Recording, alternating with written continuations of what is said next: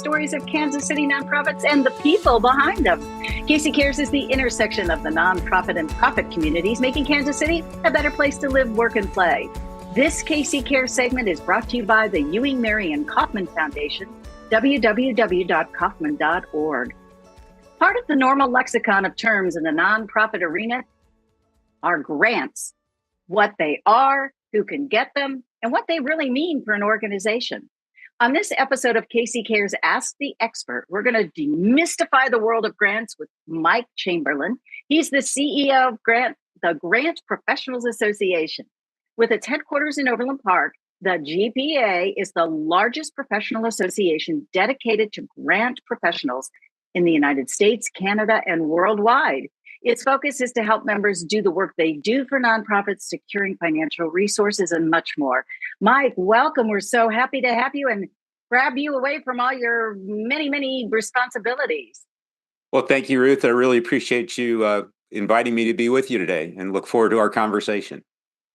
Well, much to my surprise with someone in the community, they mentioned, did you know we have the international headquarters for grant professionals right here, actually in Overland Park? It was great to find that out. I'm just curious, how did this organization end up here? Well, interestingly enough, we just celebrated our 25th anniversary as an association. And some 25 years ago, one of the original group that was part of the founding group, one of their members served as the first executive director of the association. And she happened to be from Kansas City, Kansas. And so when they started the association, they kind of put down roots here temporarily. And as they say, it just kind of went from there, and the rest is history. My background is as an association professional, so I always like to say that Kansas City is kind of that little hidden spot of international and national associations that people just don't know about, because there's probably about 60 or so national and international associations based in Kansas City. That's so interesting. We're the heartland of the country, the heartland of the world. We'll take that, right? Absolutely. Absolutely. Well, before we dive really deeply into grants and all of that, I also wanted to give you the chance to explain what the association is and does and why it's needed. Certainly. So a couple of things. One of the things is that when our founders put the organization together, they had all attended a training together about grant development, grant writing, writing proposals and managing proposals. And as they kind of came out of that meeting, they said, okay, this is great, but now what? How do we find other people like us, and how do we rely on, or find resources to help us move down this path? And frankly, they said, we're more than just the one person who does one thing one time. We're doing this and really becoming a profession. And so that's where they came up with the name. First of all, was Grant Professionals. And secondly, they said, the other thing is there's some people out telling stories that just aren't quite right with regards to grants. And so the second thing they said, not only, first of all, do we need to find a community of people, like-minded people, but secondly, we need to set some standards and some ethical standards for the grants field. And so that was really one of the core principles of what they envisioned when the organization was founded, that there would be a code of ethics that people who are grant professionals would follow and abide by in their work. There were certain people at that time who would, and I don't want to go down too far down that rabbit hole, but there were people doing things that just weren't right, frankly, and taking advantage of smaller nonprofits, taking advantage of people who were in search for resources to fund their organizations. And so that's really kind of where we got our founding, was in that idea of building community around grant professionals, relying on each other, and having that code of ethics, or those standards by which the grant professionals really lived their lives and performed their work as grant professionals. So to play by the rules, as it were. Yeah, and really not only play by the rules for the grant makers, but for each other, so that people who know that they are members of the GPA know that they are all agreed. They have all agreed to abide by that same code of ethics, and that not only are they going to work closely and treat their clients well, but they're also going to work closely with the organizations and the grant makers to make sure that grant funding is used in the way that it was supposed to be used. Can you share with us some of the highlights of the code? It may be a very long code, so I don't want us to, people can go find that out on your website. But Yes, what are some of those absolutely. high things? Yeah, so a couple of ones that pop immediately to head is that grant professionals work for a fee, um, which is not a percentage of the grant. So that is clearly against our code of ethics, is to work for a percentage of the grant. The grant is made to fund a program or a project of the organization, not to line the pockets of a grant professional, if you will. But grant professionals deserve to be paid for their work. So we believe they should be paid a fee for their work, regardless of what happens with the application, et cetera. The other thing is that the grant funding is used for what it was appropriated for. We occasionally find from our members who reach out and want, support from us, where an executive director has said, "Yeah, we got that grant and we don't really need a refrigerator now. I know that's what it was supposed to be for, but what we really need is some chairs for our meeting room. So can we just move that money over there?" Well, the reality of that is no, you can't, because the grantor made that agreement with you to fund that, in that case, a refrigerator, because that's the program need you expressed to that funder. And so it's not about just doing whatever you want to with that money. It is really that a grant was made for a particular purpose, and so grant professionals really hold themselves to that level of accountability, because at the end of the day, they have to report to the funder how those funds were spent. How many members do you have? So we have over 4,500 members, as you mentioned, internationally. Um, we've got members across the U.S., including Alaska and Hawaii. We have members in Puerto Rico, as well as in Canada, in Europe, and in Africa. So, with such a diverse range of members, are things different, let's say, in a European country versus what a grant writer or professional is dealing with here? Yes and no. There's nuances everywhere, and especially as you get into the international arena, it depends Right. on, especially as you're talking about federal or government grants. Many government grants in other countries reflect the needs of those countries and the grant programs that have been developed in those countries. Likewise, international funders. So, you've heard some of the larger grant making organizations, like, for example, the Gates Foundation, which does a lot of Right. international funding. But their focus is on how can we do funding in an international community. So, obviously, there's local rules and regulations. But the premises still remain the same, that you're talking about a grant is an application, it involves a proposal for a program where the grant funding is going to be used to serve a community. In many cases, it can be an underserved community. It could be a broader community. One of the things that I make sure people understand is when they talk about grant professionals, obviously we think about the nonprofit sector, but there's a lot of grant professionals who work in the government sector, who work with Right. local community, with local cities and state governments. And especially for cities, a lot of them have community development block grants. And so they have folks that work in your local city government that are managing grant programs that serve the community as well. And so those are part of our membership as well. Let's step back now into grants. You kind of defined to us what a grant is. Maybe the way to go is what a grant is not. You mentioned it kind of like it's if you've got a grant for a refrigerator, you can't go buy the chairs. But what other kind of parameters can you share with us so we get a really clear picture? Sure. One of the things that I think about as one of the big differentiators between grants and a lot of other funding that you have as a part of your funding stream, is that grants are for a particular purpose, a particular program. So when you have your big gala and you do a fundraising gala and you raise great amounts of money, you can take that money and use it for whatever you need within your organization. So that in that case, maybe it is chairs, maybe it is staff salaries, maybe it is an outreach activity. But whereas a grant is written for a specific project or program. So Hmm. in the case of a grant, you may go for a grant application that is funding. I'll go back to equipment. So you're a particular organization does outreach to homeless people in the area, and you need a van or other transportation. So you might apply for a grant to get money to support that grant, to support that van to be able to go out and do things in the community. One of the things that differentiates that again is where your uh, gala attendees gave a donation and they expect to hear eventually what you did. And you can kind of write that in your annual report to say, hey, we did these great things.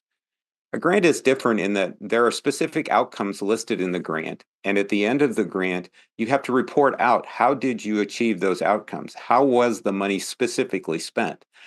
Especially if you're talking about a federal grant, and federal grants are kind of a little different animal all on their own. But with federal grants, they want to know exactly how you spent that money because it's taxpayer money, and they want to know exactly how that money was spent. And there are very specific rules around that. And so, in terms of how are grants different, there's a reporting requirement. And the reporting requirement is often very specific about how did you take the money that was awarded in this grant and what did you say you were going to do and what did you do and how specifically did you accomplish that end or goal in mind. And oftentimes that ends up being something where we got the grant for the first year and we made this much progress. And now we'd like to continue that progress by getting the grant for a second year. So building a relationship with a grant maker, although most people think, well, I'm just submitting an application. Well, no, you're not. You're building a relationship with those grant makers. And so oftentimes what we see is that good reporting generates a longer term relationship with that grant maker so that in that case, they may say, we funded this last year and we're really excited about the progress you've made. And we want to see even more progress. So we'd like to fund it for an additional year to see how you can do more with what resources we've provided. That's an interesting point that you bring up about the relationship involved with the grant writer, or maybe the organization the grant writer is working for. So where is the grant writer versus, the organization? Yeah, And I've often said that the grant professional, if I wanted to get to know an organization, the first person I would want to talk to is their grant professional, because quite honestly, a grant professional needs to understand all aspects of the organization. They have to understand the very programming piece because they're writing about what program there is being funded.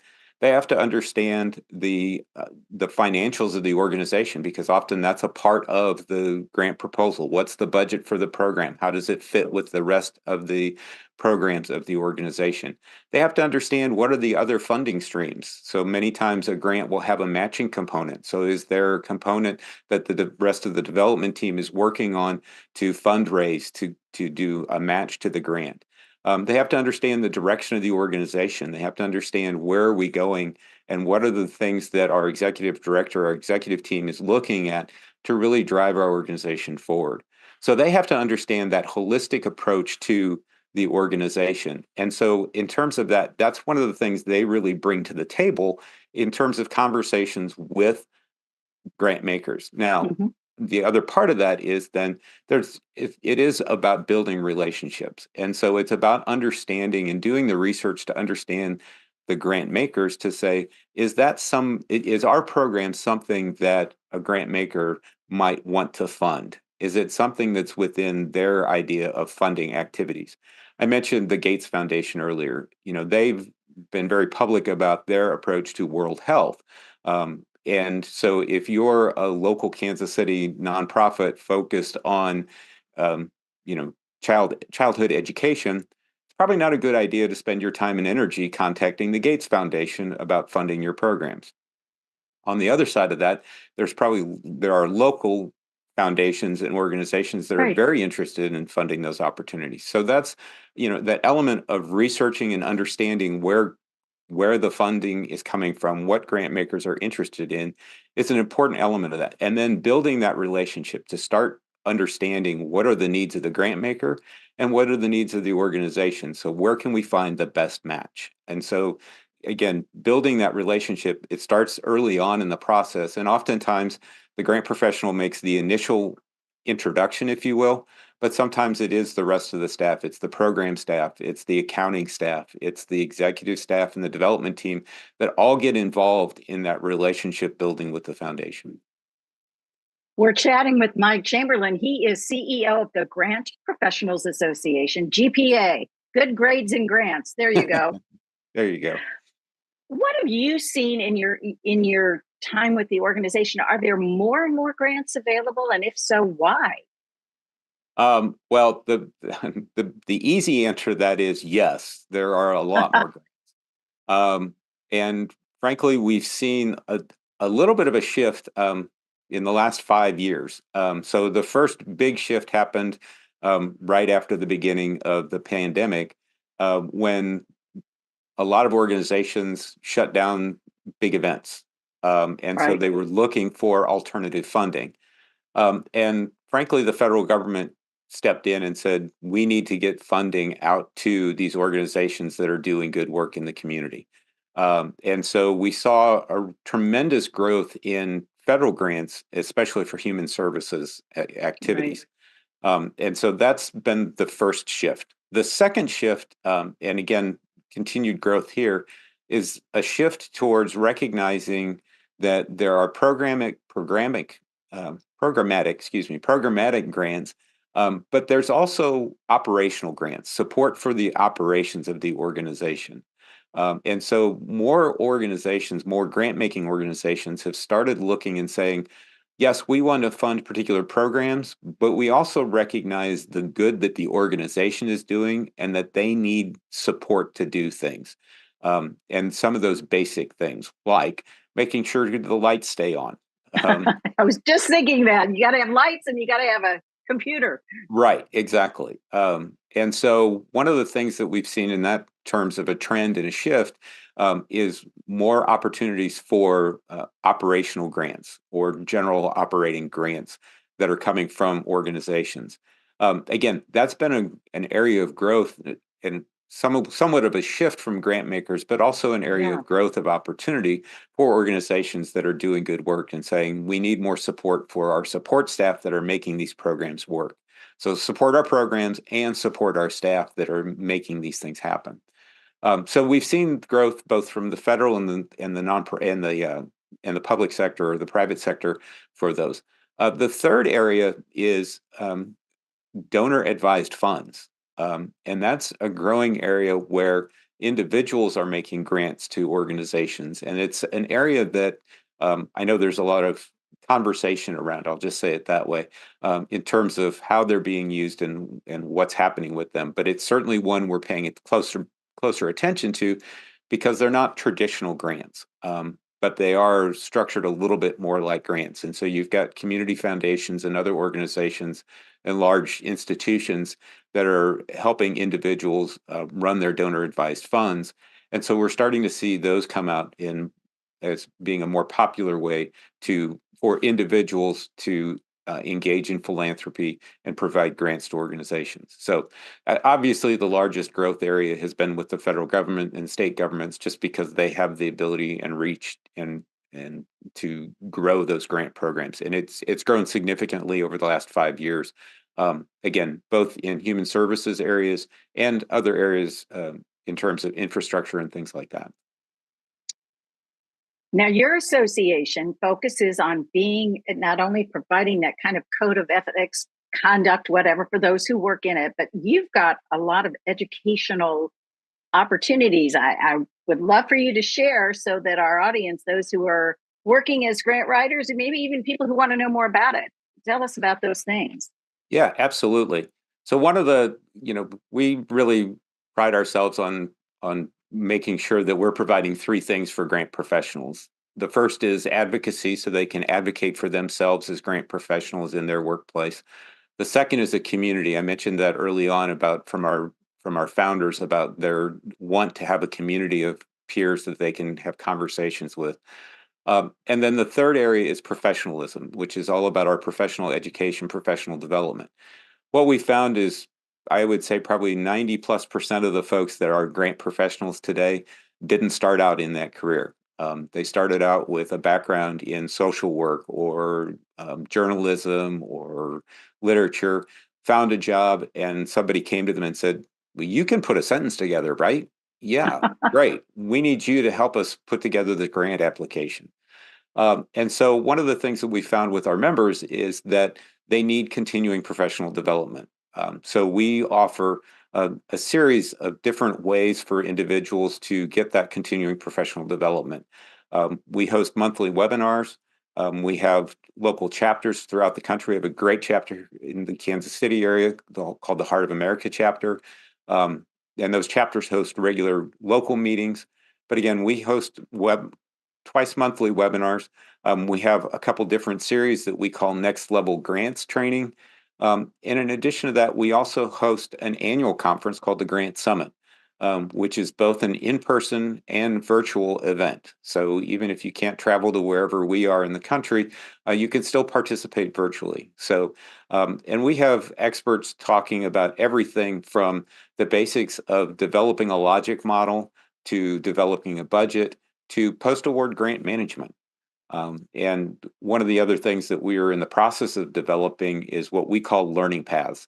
As I said, so most people kind of fell into this career, and so they've gotten bits and pieces throughout their career and done things in their job, but never had somebody that's actually put together a curriculum and said, here's how you step through this process. For example, on post-award grant management, what are the tools I need once I get the award to make sure that we're managing it correctly, that I'm working with the program staff to collect the right data, that I'm working with the finance and accounting folks to make sure we're properly accounting for things. So at the end of the day, I can prepare that report. So we've created a learning path in our learning management system called post-award grants. So it's to give those people those tools so that they can come in, get that education, be better, be more effective and efficient in their role within their organization to make sure that grant funding does what it's supposed to do as a part of the revenue sources for their organization. Now, do you have to be a member to have access to those, or are there some things that are available kind of to the general public? So all of those activities are available to the general public. I will my short plug for GPA membership here Sure. is that we do offer all of that to our members for free. Well, not all of it, sorry. Our monthly webinars are free to members, and including the recordings of those webinars are free to members. The learning paths cost a little bit because of the work we have to do to put those together. Our annual meeting is available to both individuals and members and non-members, excuse me. But a lot of the resources we make available to whomever. And there are a number of resources, especially around our code of ethics and some of the other initiatives we have that we've purposefully made available to the public because we think it's just so important for people to understand that working with an ethical grants professional is the most important thing you can do for your organization. Well, I know anytime in the organizations I've been with, it's like, if I need those details, boy, I'm going to the grants writer because they've got them, because they've got to have them.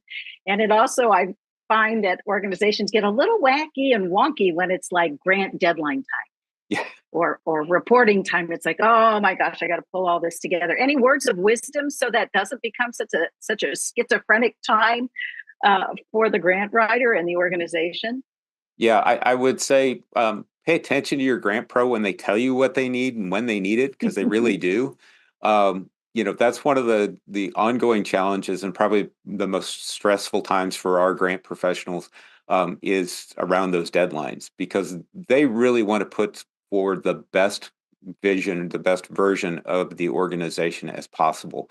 And oftentimes, it's kind of funny because one of the things we hear from folks is it's frustrating because I can't get the information I need from the program staff, or I can't get the information I need from the accounting folks. And really, in probably 99 times out of 100, the reason they're asking that information is because that's what the grant maker or the grantor is looking for. And so they've got to have that information as a part of that application process to really provide a complete picture for the grant application. And so, working with your grant professional, both pre-award and post-award, to help them get the information they need so that they have time to really put that together succinctly and provide the best picture of your organization possible. You mentioned that in terms of how to avoid some of that. One of the skill sets that most grant professionals end up building over time is good project management skills, and understanding a project management timeline and figuring out what are the pieces of the puzzle that they know. The mission of the organization, who is on the board of directors, who are the major funders of our initiatives. So a lot of that stuff is stuff that they've gathered over time and kind of know about. But there's often those more common things that happen more frequent or more recently. So what are the people, or what are the outcomes that we've seen in the last 6 months? How many people have we served? How many people have we seen impacted, that their lives have been impacted by what we've done in the last 3 months or 6 months? And sometimes I know that's a challenge for program staff because they're like, well, I'm out doing the work. I don't keep Right. track of the numbers. Well, it's really important. It's really important that somebody keeps track of the numbers, because that's what, not only the reporting side of it for grant professionals, but even when they go for that next grant opportunity, they want to show what great work the program staff is doing. I know we just have a couple of minutes left, but I wondered what the number one mistake people make with a grant, and is there a way to correct it? Wow. That's a great question. I I think one of the, one of the common misperceptions is grants are free money, and that you just go get the grant and you can, it'll be fine. Grants are competitive, and the other piece of this is that, um, because grants are competitive, you're competing with a lot of other great organizations. And sometimes you look and say, well, we put together the best grant proposal possible and we still didn't get it. What happened? And a lot more grant makers are doing better in terms of providing feedback. And in some cases, it's simply the fact of, we had so many great proposals come in and we could only fund so many of them. Hmm. Um, and so that, we funded 5 and you were number 6, but come back again next year because we really loved what you're doing, or maybe something else is going to change. The other thing that I think is the biggest misperception or mistakes that organizations make, is not fully understanding what the grant requirements are. And so they go through the process of submitting the application, and they've put together this beautiful application, great proposal, goes to the grant maker's process, and the grant maker says, congratulations, you've won, you're receiving this grant. And by the way, and make sure you follow all of our rules and regulations, including all of the reporting requirements. And somebody pulls up the reporting requirements and goes, oh, well, we don't have a way of tracking that. We can't do that. We can't meet any of those we can't meet any of those requirements. Well, here, just have your check back then. Worst mistake you can make. I've talked to multiple funders who have said that is the worst thing you can do, because they've made an investment in you as well. Right. So fully make sure that you understand the entire grant proposal process and the requirements of the grant before you submit. Again, I go back to that relationship piece. If you're building a good relationship with a funder, you're understanding what their requirements are. And sometimes their requirements are just tell us how you spent the money.